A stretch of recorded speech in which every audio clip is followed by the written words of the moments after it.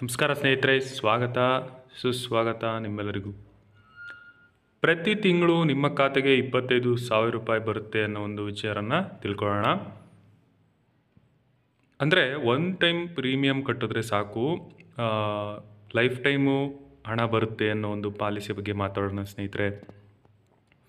ಹೌದು, ಅದು ಯಾರಪ್ಪ ಪ್ರೊವೈಡ್ ಮಾಡ್ತಾ ಇದ್ದಾರೆ ನಿಮಗೆಲ್ಲ ಗೊತ್ತೇ ಇದೆ. ಆಲ್ರೆಡಿ LIC ಅಂತ ಕಾಣಿಸ್ತಾ ಇದೆ. ಬಟ್ ಅದ್ರ ಕಂಪ್ಲೀಟ್ ಡೀಟೇಲ್ಸ್ ತಿಳ್ಕೊಬೇಕಲ್ವಾ? ಯಾವ ರೀತಿ ಪಾಲಿಸಿ ಟರ್ಮ್ ವರ್ಕ್ ಆಗುತ್ತೆ, ಹೆಂಗೆ ಅಪ್ಲೈ ಮಾಡೋದು, ಏನು ಮತ್ತು ಅದರದ್ದು ಪ್ರೀಮಿಯಮ್ ಏನು, ಅದನ್ನು ನೋಡೋಣ ಸ್ನೇಹಿತರೆ.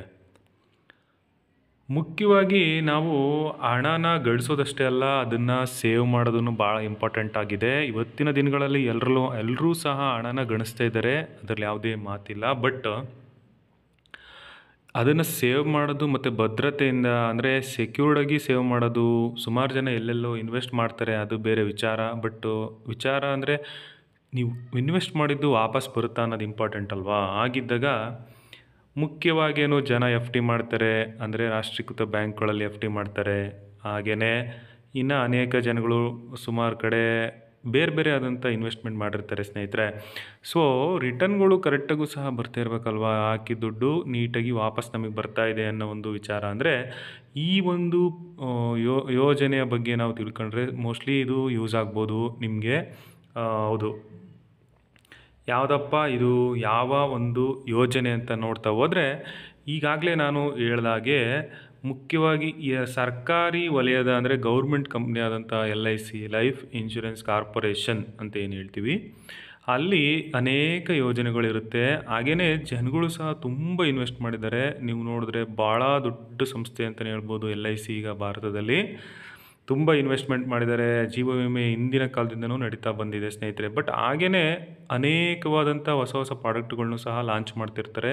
ಏಕೆಂದರೆ ಆಗಿದ್ದಾಗ ಈ ಒಂದು ಯೋಜನೆ ಯಾವುದಪ್ಪ ಅಂದರೆ, ನಾವು ಒನ್ ಟೈಮ್ ವರ್ಷಕ್ಕೆ ಇನ್ವೆಸ್ಟ್ ಮಾಡಿದ್ರೆ ನಾವು ಹಣನ ಆದಾಯವಾಗಿ ಮಾಸಿಕ ಅಂದರೆ ತಿಂಗಳೂ ಸಹ ಪಡಿಬೋದು, ಅಥವಾ ವಾರ್ಷಿಕವಾಗೂ ಸಹ ರಿಟರ್ನನ್ನು ಪಡಿಬೋದು ಅನ್ನೋ ಒಂದು ಯೋಜನೆ ಇದು. ಸೊ ಬನ್ನಿ,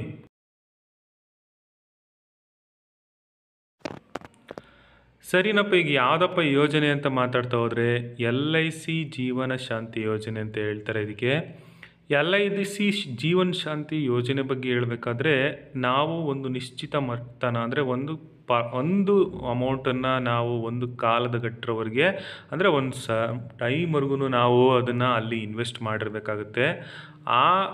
ಅದು ಏನಪ್ಪ ಅಂದರೆ ನಮ್ಮ ಆಯ್ಕೆಗೆ ಅನುಗುಣವಾಗಿರುತ್ತೆ. ನಿಮ್ಗೆ ಎಷ್ಟು, ಯಾವ ರೀತಿ ನೀವು ಪ್ಲ್ಯಾನ್ ಮಾಡ್ತೀರಾ ಅನ್ನೋ ರೀತಿ ಮೇಲೆ ಬಿಟ್ಟಿರುತ್ತೆ, ಎಷ್ಟು ಏನು ಅಂತ. ಸೊ ಒಟ್ಟಿಗೆ ಈ ಒಂದು 12 ವರ್ಷದವರೆಗೂ ಸಹ ಅದನ್ನು ಹೂಡಿಕೆ ಮಾಡಬೇಕಾಗುತ್ತೆ. ಇಲ್ಲೇ 1 ವರ್ಷದಿಂದ 12 ವರ್ಷದವರೆಗೂ ಸಹ ಹಣನ ಠೇವಣಿ ಮಾಡ್ಬೋದು. ಈ ಹಣಕ್ಕೆ ನಮಗೆ ಮಾಸಿಕವಾಗಿ ಬಡ್ಡಿ ರೂಪದಲ್ಲಿ ಆದಾಯ ಪ್ರತಿ ತಿಂಗಳು ಖಾತೆಗೆ ಬರುತ್ತಂತೆ ಈ ಒಂದು ಯೋಜನೆಯಲ್ಲಿ.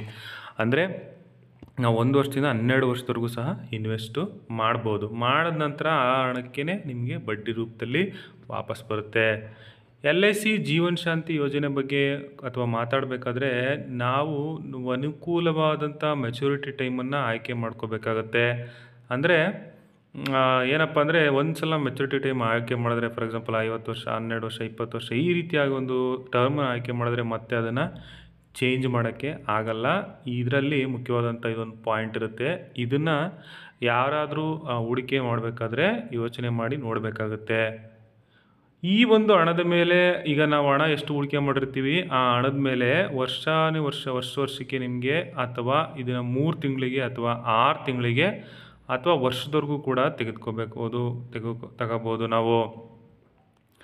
ಕೆಲವು ವಾರ್ಷಿಕವಾಗಿ ಮತ್ತೆ ಹಣನ ತೆಗೆದುಕೊಳ್ಳಲು ಬಳಸ್ತಾರೆ. ಅಂದರೆ ಅದು ಡಿಪೆಂಡ್ಸು, ನೀವು ವರ್ಷ, 3 ಮಂತ್ಸು ಹೀಗೆ ಯಾವಾಗ ಬೇಕಾದರೂ ಸಹ ಹಣನ ವಾಪಸ್ ತಕ್ಕೋಬೋದು. ಉದಾಹರಣೆಗೆ ಒಂದು ಎಕ್ಸಾಂಪಲ್ ಹೇಳಬೇಕು ಅಂದರೆ, ಒಬ್ಬ ವ್ಯಕ್ತಿಯವರು 25 ಲಕ್ಷನ LIC ಜೀವನ ಶಾಂತಿ ಯೋಜನೆಯಲ್ಲಿ ಒಮ್ಮೆನೇ ಡೆಪಾಸಿಟ್ ಮಾಡಿರ್ತಾರೆ.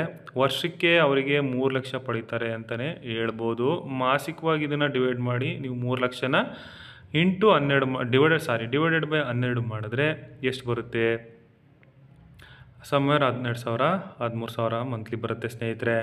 ಸೊ ಮಾಸಿಕವಾಗಿ ಬರ್ಸಿದ್ರು ಸಹ 25,000ವರೆಗೂ ನಾವು ಪ್ರತಿ ತಿಂಗಳನ್ನ ಬಡಿಬೋದು. ಅಂದರೆ ಒಂದು ಸಲ 25 ಲಕ್ಷ ಇಟ್ಟರೆ ಆ ಒಂದು ಹಣ ಬರ್ತಾ ಹೋಗುತ್ತೆ ಸ್ನೇಹಿತರೆ. ಕನಿಷ್ಠ 1.5 ಲಕ್ಷ ಮತ್ತು ಗರಿಷ್ಠ ಎಷ್ಟು ಹಣ ಬೇಕಾದ್ರೂ ಈ ಒಂದು ಯೋಜನೆಯಲ್ಲಿ ಠೇವಣಿ ಮಾಡ್ಬೋದು ನಾವು. ಅಂದರೆ ಮಿನಿಮಮ್ಮು 1.5 ಲಕ್ಷ ಇಡಲೇಬೇಕಾಗುತ್ತೆ, ಬಟ್ ಮ್ಯಾಕ್ಸಿಮಮ್ ನಿಮ್ಗೆ ಎಷ್ಟು ಕೆಪಾಸಿಟಿ ಇರುತ್ತೆ ಅಷ್ಟನ್ನು ಇಡ್ಬೋದು. ಸೊ ನಾವೇನಂತ ಹೇಳ್ಬೋದು ಅಂದರೆ, ಈಗ ಸುಮಾರು ಕಡೆ ನಾವು ಗೊತ್ತಿಲ್ಲದೇ ಇರೋ ಕಡೆ ಇನ್ವೆಸ್ಟ್ ಮಾಡಿ ಅದು ಇದು ಮಾಡೋದ್ರ ಬದಲು ಇದು ಭಾಳ ಒಂದು ಸ್ವಲ್ಪ ಚೆನ್ನಾಗಿದೆ ಅಂತಲೇ ಹೇಳ್ಬೋದು. ಈ ಯೋಜನೆಯಲ್ಲಿ 30 ವರ್ಷದಿಂದ 70 ವರ್ಷದವರೆಗೆ ಯಾರು ಬೇಕಾದ್ರೂ ಇದನ್ನು ಖರೀದಿ ಮಾಡ್ಬೋದು. ಯಾವುದೇ ವೈದ್ಯಕೀಯ ಪರೀಕ್ಷೆ ಸಹ ಅವಶ್ಯಕತೆ ಇರಲ್ಲ, ಅಥವಾ ದೃಢೀಕರಣವೂ ಸಹ ಅವಶ್ಯಕತೆ ಇರಲ್ಲ. ಒಂದು ವೇಳೆ ಈ ಖರೀದಿ ಮಾಡಿದಂಥ ವ್ಯಕ್ತಿ ಅಥವಾ ಗ್ರಾಹಕರು ಯಾರು ಇರ್ತಾರೆ ಅವರು ಮೃತ ಆದರೆ ಅವರು ತಮ್ಮ ನಾಮಿನಿಗೆ ಆ ಕಾನೂನು ಪ್ರಕಾರವಾಗಿ ಹಣನ ವಾಪಸ್ ಕೊಡ್ತಾರೆ. ಮತ್ತು ಇಂಥ ಉಪಯುಕ್ತ ಯೋಜನೆ ಪ್ರಯೋಜನನೂ ನೀವು ಪಡ್ಕೋಬೇಕು ಅಂತ ನಾನು ಸಹ ತಿಳಿಸ್ತಾ ಇದ್ದೀನಿ ಸ್ನೇಹಿತರೆ. ಅಂದರೆ ಒನ್ ಟೈಮ್ ಡೆಪಾಸಿಟ್ ಮಾಡಿ ರಿಟರ್ನ್ಸ್ ತಾಳೋದು ಭಾಳನೇ ಮುಖ್ಯ ಅಂತಲೇ ಹೇಳ್ಬೋದು ಸ್ನೇಹಿತರೆ. ಸೊ ವಿಚಾರ ಇಷ್ಟ ಆಗಿದೆ ಅಂತ ಬಯಸ್ತಾ ಇದ್ದೀನಿ. ಏನೇ ವಿಷಯ ಇದನ್ನು ಕಮೆಂಟ್ ಮಾಡಿ ತಿಳಿಸಿ, ಮತ್ತು ವಿಷಯನ ಎಲ್ರಿಗೂ ಶೇರ್ ಮಾಡಿ ಸ್ನೇಹಿತರೆ. ನಮಸ್ಕಾರ.